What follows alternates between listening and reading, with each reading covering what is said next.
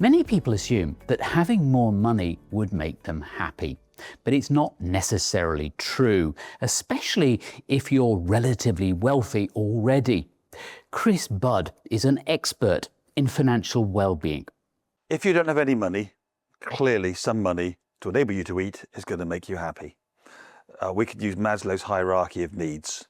So if you don't have food and shelter, some money to get food and shelter will clearly make you happy. But as we go up Maslow's hierarchy of needs, we get to the top, self-actualisation. Money has very, very little part to play. In fact, I would suggest it's a barrier if we're still focused on money and not focused on the things that bring us joy and self-actualisation.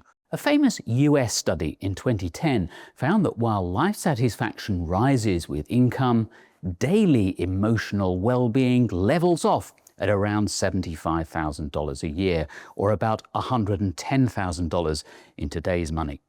A later study found no such limit, showing that both overall satisfaction and daily happiness generally keep increasing with income, though gains are smaller for those who are already unhappy.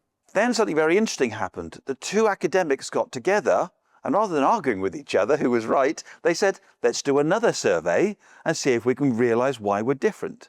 And so they came to the conclusion that more money will make you more happy if you're that sort of a person.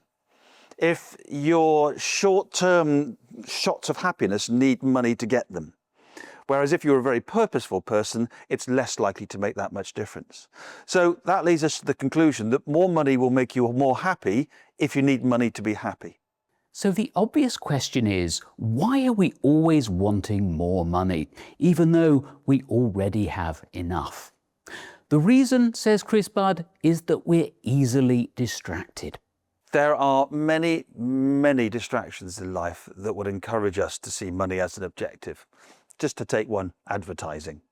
The role of advertising is to make us unhappy. That's its job, to make us a little bit unhappy so that we'll buy that product to get us back to our level of happiness again. Images of success.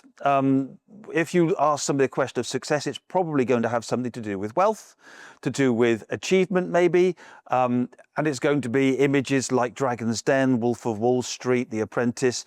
Our whole society is geared around success and money being synonymous, where actually success of somebody sitting quietly at home with children, or with a book to read when they've retired, or doing something purposeful like going out for a bike ride, these things aren't necessarily seen as success, and yet they are the sources of joy and happiness. So in many ways, financial well-being is about getting over those barriers, those distractions to well-being, and focusing on what really does add to long-term well-being. These are fundamental issues, and many of us don't give them sufficient attention. If you haven't already done so, it really is worth exploring them, perhaps with the help of a financial planner. Ultimately, how much money you have is far less important than whether or not your life has meaning and purpose.